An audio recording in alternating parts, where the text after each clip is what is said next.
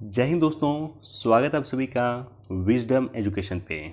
आज 10 जनवरी 2022 है। दैनिक जागरण के राष्ट्रीय संस्करण का कंप्लीट न्यूज़ एनालिसिस करेंगे जो यूपीएससी, स्टेट पीसीएस या किसी भी वनडे एग्जाम के प्रीलिम्स, मेंस और इंटरव्यू तीनों ही पर्सपेक्टिव से इंपॉर्टेंट होगा। तो आगे बढ़ने से पहले हमारे चैनल पे नए हैं तो सब्सक्राइब कर दें। अपने दोस्तों के साथ, कलीग के साथ जो भी कमीशन की तैयारी कर रहे हैं, यूपीएससी की तैयारी कर रहे हैं या किसी भी स्टेट पीसीएस की तैयारी कर रहे हैं, किसी वनडे एग्जाम की तैयारी कर रहे हैं, उनके साथ शेयर जरूर कर दें। कोई क्वेश्चन पूछना चाहते हैं, कोई सुझाव देना चाहते हैं, कमेंट सेक्शन में दे सकते हैं और वीडियो को लाइक कर दें। कल यूपीएससी प्रीलिम्स मेंस का पेपर था और मेंस के पेपर में जीएस पेपर 3 का हमने डिस्कशन किया था। एक ब्रीफ डिस्कशन अपने चैनल पे अपलोड किया था। जीएस पेपर 3 में लगभग 20 क्वेश्चन पूछे गए और 20 क्वेश्चन में लगभग 18 क्वेश्चन कहीं न कहीं हम लोग प्रत्यक्ष या अप्रत्यक्ष तौर पे डिस्कस किया है दैनिक जागरण राष्ट्रीय संस्करण के न्यूज़ एनालिसिस में। इसलिए दैनिक जागरण के जो ये डिस्कशन है इसका काफ़ी रिलेवेंट है आपके मेंस पर्सपेक्टिव से, यूपीएससी मेंस पर्सपेक्टिव से इसका काफ़ी रिलेवेंट है। प्रीलिम्स पर्सपेक्टिव से भी रिलेवेंट है, मेंस पर्सपेक्टिव से भी रिलेवेंट है और अदर पीसीएस में भी क्वेश्चन इससे पूछे जाते हैं। तो इसलिए करंट के लिए आप लोग को बहुत ज़्यादा सोचने की ज़रूरत नहीं है।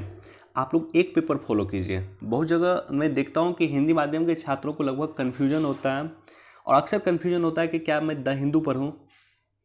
द हिंदू का लैंग्वेज काफ़ी क्लिष्ट होता है, इसलिए द हिंदू अवॉइड कीजिए।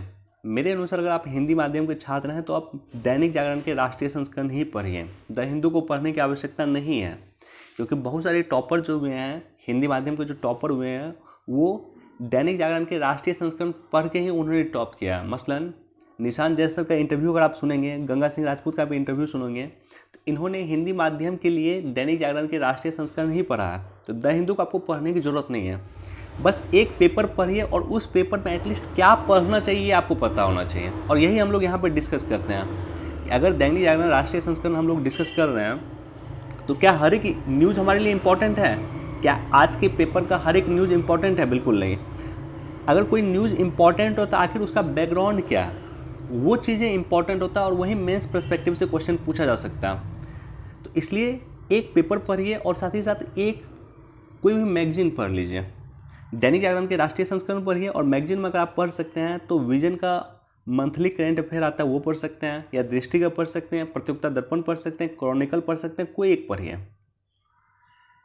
कोई एक मैगजीन पढ़ लीजिए और दैनिक जागरण के राष्ट्रीय संस्करण पढ़िए। इतना काफ़ी है, इतना सफिशिएंट है। तो जीएस पेपर 3 जाकर के आप लोग देखिएगा, वीडियो भी मैंने अपलोड किया है कि जीएस पेपर 3 आप देखेंगे तो आपको पता चलेगा कि किस तरह से एनालिसिस जो हमारा होता है वो किस तरह से रिलेवेंट होता है, किस तरह से इंपॉर्टेंस होता है उसका, किस तरह से उसका महत्व होता है।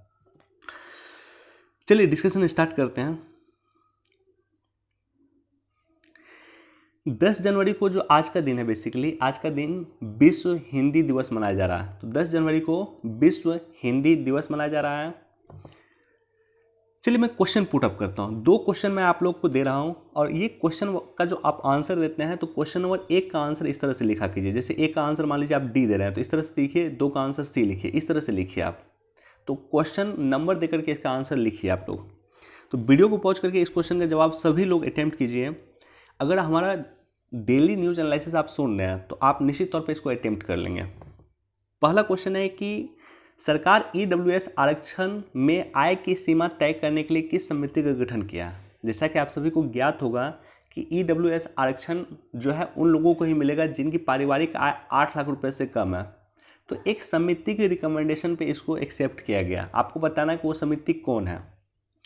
ऑप्शन ए है अजय भूषण पांडे समिति, ऑप्शन बी है सुधीर कुमार सक्सेना समिति, ऑप्शन सी है एसआर सिन्हा समिति, या ऑप्शन डी है आर.वी. रविंद्रन समिति। दूसरा क्वेश्चन है सीबीआई को लेकर के। सीबीआई पे कई बार हमने डिस्कस किया है और नॉर्मली यूपीएससी इसी तरह से क्वेश्चन पूछती है। 3 स्टेटमेंट है, तीनों स्टेटमेंट पहले ध्यान से आप लोग सुन लीजिए। पहला स्टेटमेंट है कि सीबीआई एक सांविधिक संगठन है, यानी सीबीआई एक स्टैट्यूटरी बॉडी है।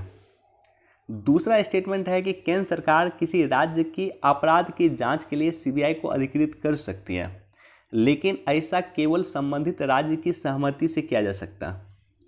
तीसरा स्टेटमेंट है कि उच्च न्यायालय और उच्चतम न्यायालय सीबीआई को राज्य की सहमति के बिना भी देश में कहीं भी किसी अपराध की जांच का आदेश दे सकती है। तो तीनों स्टेटमेंट आपने देख लिया, पहला, दूसरा और तीसरा।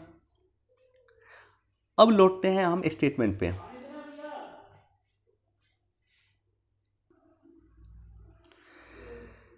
ऑप्शन ए है कि पहला और दूसरा स्टेटमेंट सही है, ऑप्शन बी है दूसरा और तीसरा सही है, ऑप्शन सी है पहला और तीसरा सही है, ऑप्शन डी है पहला, दूसरा और तीसरा तीनों ही स्टेटमेंट सही है। तो इसका जवाब आपको हमें कमेंट सेक्शन में बताना है।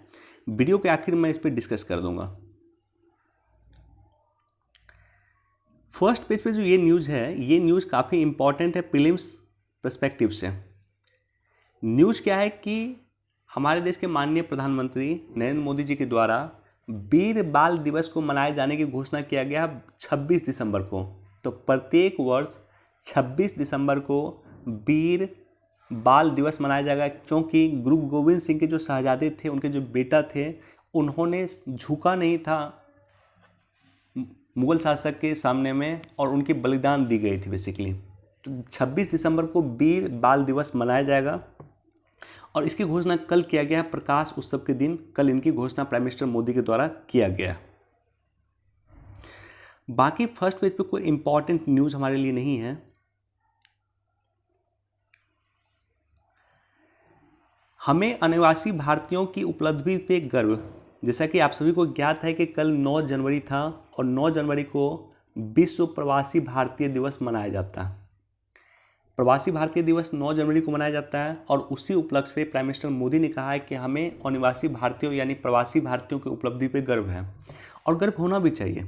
भारत के फॉरेन पॉलिसी में वर्तमान में सबसे बड़ा कंट्रीब्यूशन है, सबसे बड़ा तो नहीं कहूँगा लेकिन अच्छा खासा कंट्रीब्यूशन है NRI का, हमारी जो अमेरिका के साथ डील होती है। इनफैक्ट ऐसा कहा जाता है कि 2005 में जो अमेरिका के साथ न्यूक्लियर डील हुआ था भारत का, उसको करवाने में प्रवासी भारतीयों की अच्छी खासी भूमिका थी। तो वर्तमान में जो हमारा अमेरिका के साथ पॉलिसी चलता है, उसमें कहीं न कहीं प्रवासी भारतीयों की अच्छी भूमिका है। अमेरिका में कई बड़े पदों पे प्रवासी भारतीय काम कर रहे हैं, जो भारत के हित में कहीं न कहीं काम करने का वो लोग प्रयास करते हैं बेसिकली। दूसरा इसका एक पार्ट ये है कि 12 जनवरी को 25वें राष्ट्रीय युवा महोत्सव का उद्घाटन करेंगे प्राइम मिनिस्टर मोदी। 2 दिन जो वनडे एग्जाम में अक्सर पूछा जाता है, एक तो 12 जनवरी को राष्ट्रीय युवा दिवस मनाया जाता है, क्योंकि स्वामी विवेकानंद जी का जन्मदिन इसी दिन हुआ था। और 12 अगस्त अंतर्राष्ट्रीय युवा दिवस मनाया जाता है 12 अगस्त को, राष्ट्रीय युवा दिवस मनाया जाता है 12 जनवरी को।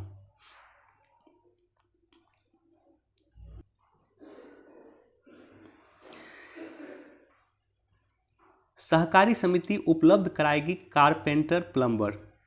देखिए ये इंपॉर्टेंट नहीं है, लेकिन इसका बैकग्राउंड काफ़ी इंपॉर्टेंट है। मुझे लगता है कि सहकारी समिति को लेकर के चूँकि वर्ष भर चर्चा रह रहा है, तो हो सकता है 2022 के मेंस में क्वेश्चन ये पूछ दे, यूपीएससी क्वेश्चन मेंस में पूछ दे, या अदर जगह भी क्वेश्चन पूछा जा सकता है। सहकारी समिति काफ़ी रिलेवेंट है, इसका एक एक नोट्स आप लोग बना लीजिएगा। सहकारी समिति क्यों इंपॉर्टेंट है? क्योंकि पहली बार सहकारिता मंत्रालय का गठन किया गया है 2021 में। और मज़े की बात है कि पहली बार जिस मंत्रालय का गठन किया गया उसका भी मंत्री बनाया गया अमित शाह जी को। बीजेपी के कद्दावर नेता है अमित शाह जी, उनको इसका मंत्री बनाया गया। तो आप समझ सकते हैं कि हमारे देश के गृह मंत्री को सहकारिता मंत्री बनाया गया है। इसका मतलब ये है कि सरकार सहकारिता को लेकर के कहीं न कहीं तत्पर है। सरकार जो $5 ट्रिलियन का इकोनॉमी बनाना चाहती है 2024 तक, तो सरकार को ऐसा लगता है कि ये सहकारिता को आगे बढ़ा करके हम ऐसा कर सकते हैं। इसलिए सहकारी समिति हमारे लिए काफ़ी रिलेवेंट है।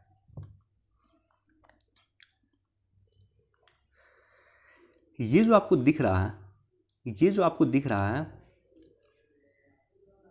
ये हमारे देश का पहला स्वदेशी विमान वाहक पोत है। ये देख रहे हैं आप, INS विक्रांत कहा गया। और इनफैक्ट ऐसा होगा इस पर कि देख रहे हैं इस तरह का जो रोड आपको दिख रहा है यहाँ पे, ये काफ़ी लंबा है, ये काफ़ी लंबा चौड़ा है। तो इसी पे डायरेक्टली क्या होगा, प्लेन इसी पे लैंड करेगा, ऊपर से प्लेन लैंड करेगा और इधर से उड़ना होगा तो यहीं से डायरेक्टली यहाँ से उड़ जाएगा। तो जो फाइटर जेट वगैरह होगा वो बेसिकली यहाँ पर रहेंगे। जो तेजस वगैरह होता है या राफेल होगा वो सब भी यहाँ पर रहेगा। तो इसलिए ये काफ़ी इम्पॉर्टेंट है और हमारे देश का इनफैक्ट पहला स्वदेशी विमान वाहक पोत है। तो ये विमान वाहक पोत मतलब होता है कि काफ़ी सारे विमानों को ये वहन करेगा। यहाँ पे काफ़ी सारे जो विमान होंगे, काफ़ी सारे जो फाइटर जेट होंगे वो यहाँ पे अवेलेबल होंगे।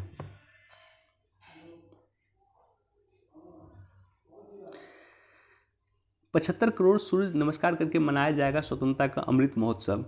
तो ये बेसिकली आरएसएस से जुड़ा हुआ ये न्यूज़ है, लेकिन चूंकि इस तरह का काम कर रही है आरएसएस, 75 करोड़ सूर्य नमस्कार करके अमृत महोत्सव मनाया जाएगा, तो ये कहीं कि आप लोग याद रख लीजिएगा, वनडे एग्जाम वगैरह में क्वेश्चन पूछा जा सकता है। 75 करोड़ सूर्य नमस्कार को करके अमृत महोत्सव की शुरुआत करेंगे आरएसएस के द्वारा।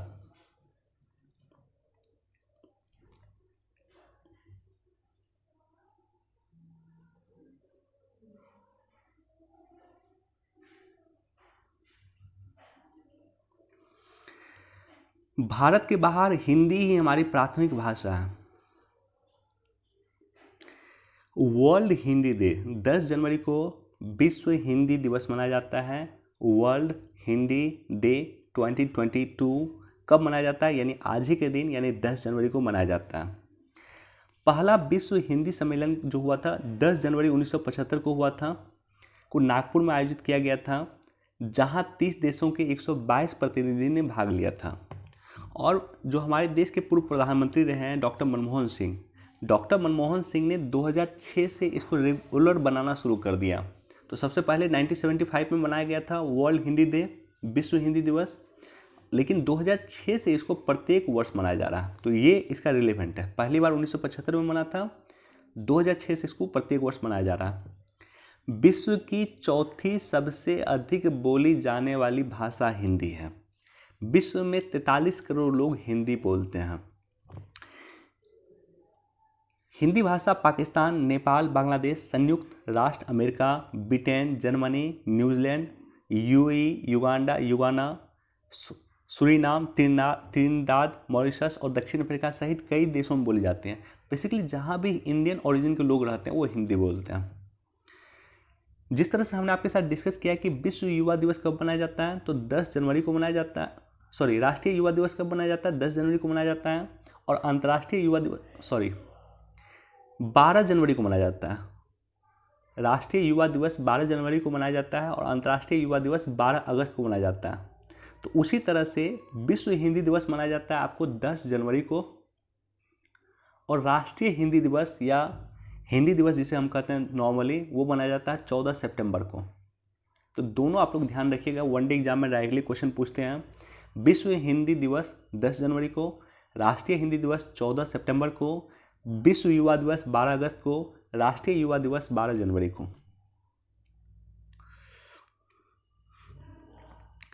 तटरक्षक बल ने गुजरात के तट के पास पकड़ी पाकिस्तानी नौका, 10 लोग थे सवार। देखिए इसी तरह का घटना हुआ था 2008 में।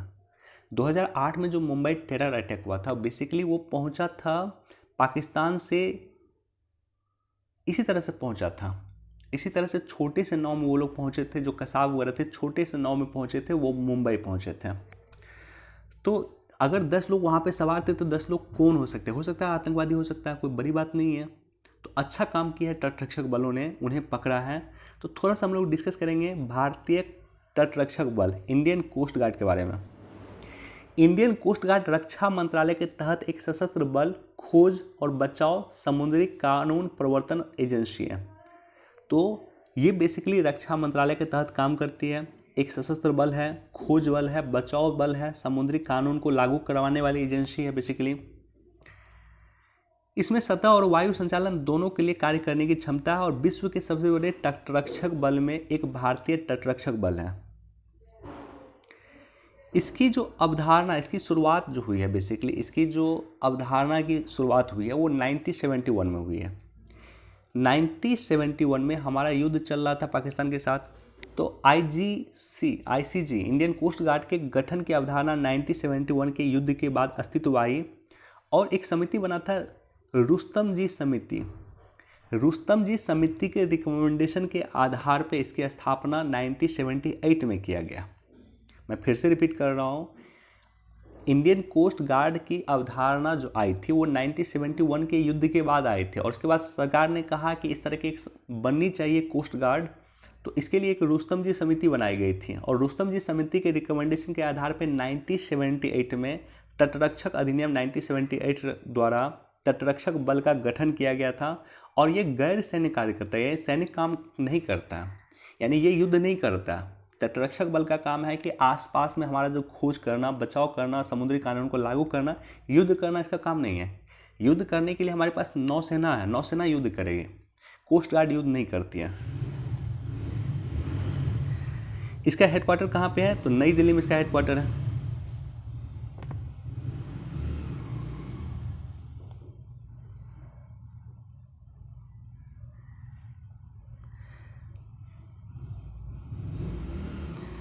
एडिटोरियल पेज पे आज कोई इंपॉर्टेंट न्यूज़ मुझे दिख नहीं रहा है, तो इसको आप लोग इग्नोर कर सकते हैं, इसको भी इग्नोर कर सकते हैं, इसको आप लोग पढ़ सकते हैं, इसको आप लोग पढ़िएगा ज़रूर।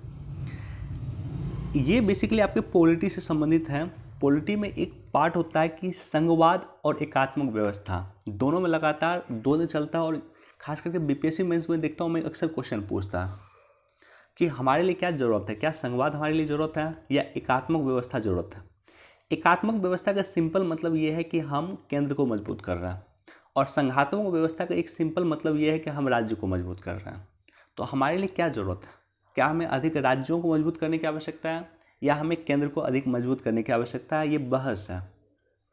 तो ये इस रूप में आप इसको देखिएगा, हो सके तो पढ़ लीजिएगा, आप लक्ष्मीकांत में बुक में दिया हुआ है। लेकिन कुछ यहाँ पे पॉइंट है, मैं डिस्कस नहीं कर रहा हूँ, लेकिन आप लोग इसको नोट कर लीजिएगा। यहाँ पे जो चीज़ें इंपॉर्टेंट है वो बेसिकली संविधान सभा में जो कुछ हमारे संविधान सभा के माननीय सदस्य थे, उन्होंने जो कुछ स्टेटमेंट दिया, मैं अक्सर खोजता हूँ कि मुझे मिले वो सारा का सारा स्टेटमेंट, ताकि एक जगह मैं लिख लूँ या डिस्कस करूँ कभी आपके साथ, लेकिन मुझे मिलता नहीं है। संविधान सभा में जो मान लेते हैं कि चर्चा चल रही थी, जैसे केंद्र राज्य संबंधों को लेकर के चर्चा चल रही थी, उसके बहस में किस नेता ने क्या कहा, तो वो अगर कोटेशन आप यूज करते हैं मेंस पर्सपेक्टिव से या एग्जाम में यूज करते हैं तो आपको मार्क्स काफ़ी फेच करवा देगा। और यहाँ पे कुछ पॉइंट दिया हुआ कि केंद्र को शक्तिशाली होना चाहिए, इसके पक्ष में कुछ नेताओं ने जो अपनी राय दिया था यहाँ पे दिया हुआ, इसको आप लोग पढ़ लीजिएगा। साथ ही साथ यहाँ पे डॉक्टर राम मनोहर लोहिया का जिक्र किया गया है। डॉक्टर राम मनोहर लोहिया ने एक अपनी पुस्तक इतिहास चक्र में माना है कि भारत के लंबे समय तक गुलाम रहने की वजह से केंद्रीय स्तर पर मजबूत सत्ता का होना जरूरी है। तो directly quote end quote Ram Manohar Lohia को आप कोट कर सकते हैं, तो इस बुक को जरूर कोट कीजिएगा कि राम मनोहर लोहिया ने अपनी पुस्तक इतिहास चक्र में माना है कि भारत लंबे समय तक गुलाम रहने की वजह से केंद्रीय स्तर पर मजबूत सत्ता का होना लाजमी है, आवश्यक है, जरूरी है, इसलिए हमें केंद्र को मजबूत करने की आवश्यकता है। और सरदार पटेल भी इसके हिमायती थे, इसमें कोई दो राय नहीं है। तो ये टॉपिक इंपॉर्टेंट है, ये आपका स्टैटिक पोर्शन का पार्ट है, इसको आप लोग पढ़ लीजिएगा लक्ष्मीकांत के बुक से। बाकी यहाँ पे जो कुछ कोटेशन है जो मैंने हाईलाइट कर दिया है, इसको आप लोग जरूर देख लीजिएगा, इसको नोट कर लीजिएगा। इनफैक्ट मानवता के प्रति भारत की पहल, देखिए यहाँ पे एक चीज इंपॉर्टेंट है और ये भी मैं लगातार आपके साथ डिस्कस करता था। ये समझौता है बेसिकली ट्रिप्स समझौता है, trade related intellectual property right trips, बौद्धिक संपदा को अधिकार संबंधित पहलू, और डब्ल्यूटीओ का एक बेसिकली समझौता है। डब्ल्यूटीओ का समझौता है कि जैसे मान लीजिए कुछ चीज़ आपने किसी चीज़ का खोज किया तो उस पर आपका अधिकार हो जाता है, बेसिकली यही समझौता है। जैसे मान लेते हैं कि कोरोना का टीका अगर खोजा तो कोरोना का टीका जो खोजा है उस पर उसका अधिकार, वो जैसे उसको बेचना चाहता है बेच सकता है।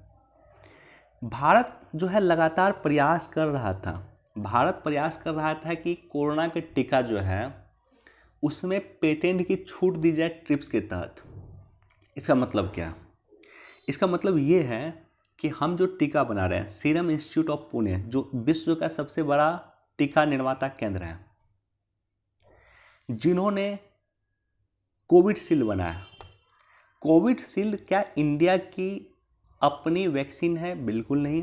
कोविशील्ड पे रिसर्च किसने किया है?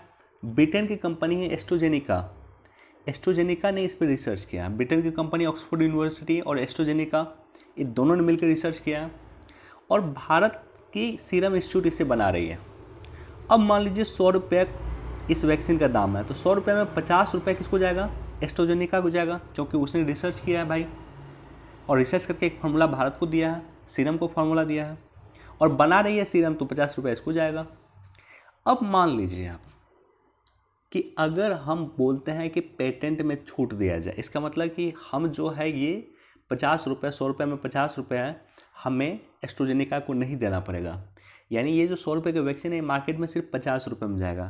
तो गरीब देशों का कल्याण होगा, इससे गरीब लोगों का कल्याण होगा। इसलिए पेटेंट के छूट की बात लगातार विश्व WTO में उठाता है भारत, और भारत के साथ साथ दक्षिण अफ्रीका, दोनों देश गया था, दक्षिण अफ्रीका और भारत दोनों देश गया था WTO, बोला कि कोरोना के वैक्सीन के पेटेंट को छूट दिया जाए, ट्रिप्स समझौता में छूट दिया जाए। इसके लिए दोनों देश WTO गया था। विश्व के 164 देश में से 120 देश भारत के साथ थे, अमेरिका भी भारत के साथ था, लेकिन अभी भी पेटेंट पे छूट नहीं दिया गया।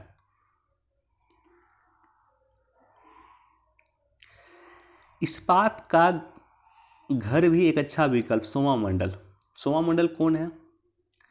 तो सेल जो हमारे पास है, Steel Authority of India Limited, SAIL के अध्यक्ष हैं, सेल के अध्यक्ष हैं सोमा मंडल। डायरेक्टली क्वेश्चन पूछा जाता है वनडे एग्जाम में, तो मैं देखा हूँ कई बार क्वेश्चन पूछा गया है कि सेल की वर्तमान अध्यक्ष कौन है, तो सोमा मंडल। अब इस्पात के उत्पादन में भारत विश्व में तीसरा नंबर पर था, से कुछ वर्ष पहले, 2018 से पहले।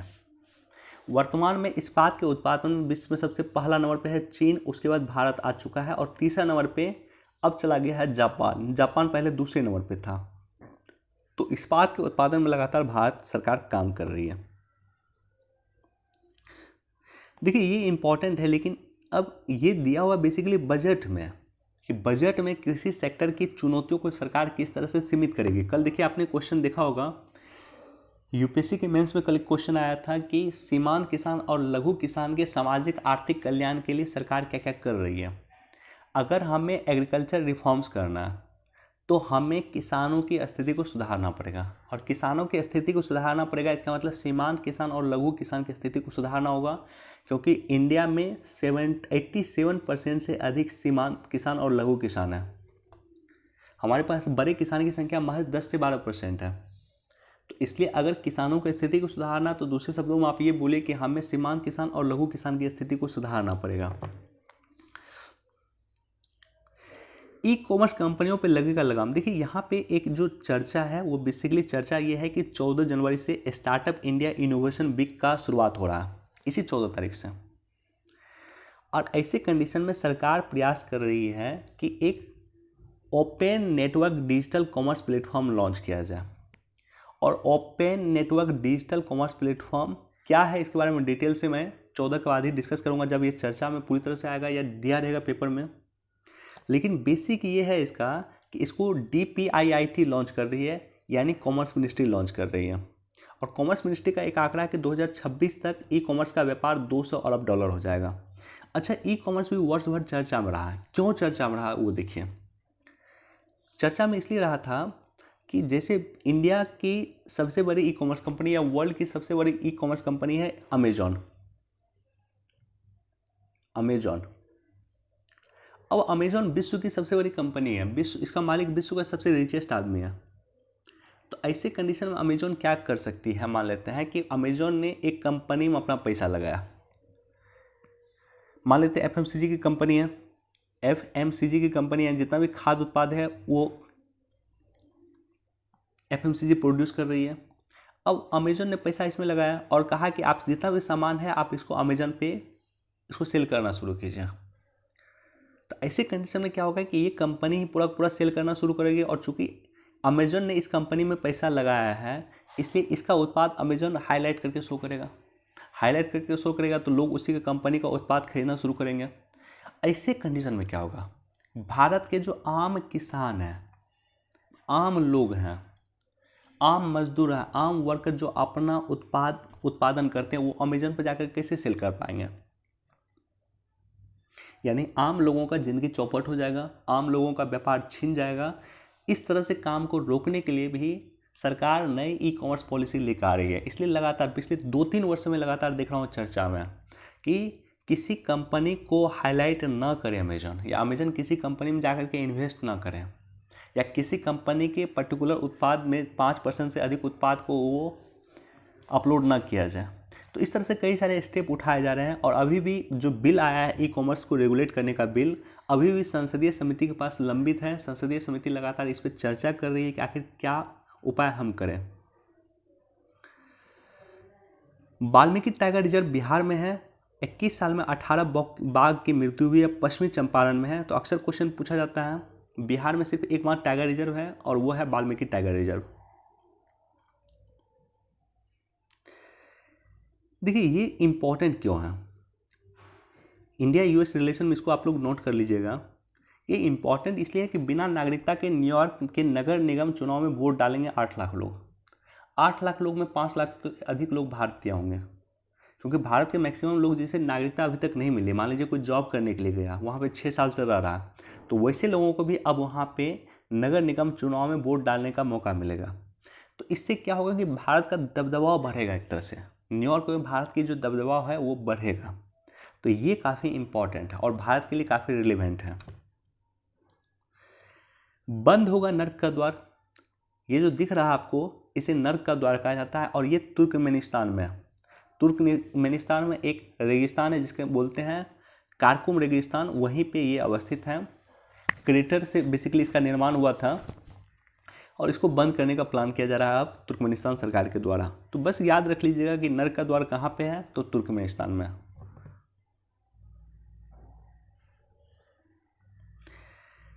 चीन के चांग E5 को चंद्रमा की मिट्टी व चट्टान में मिला पानी।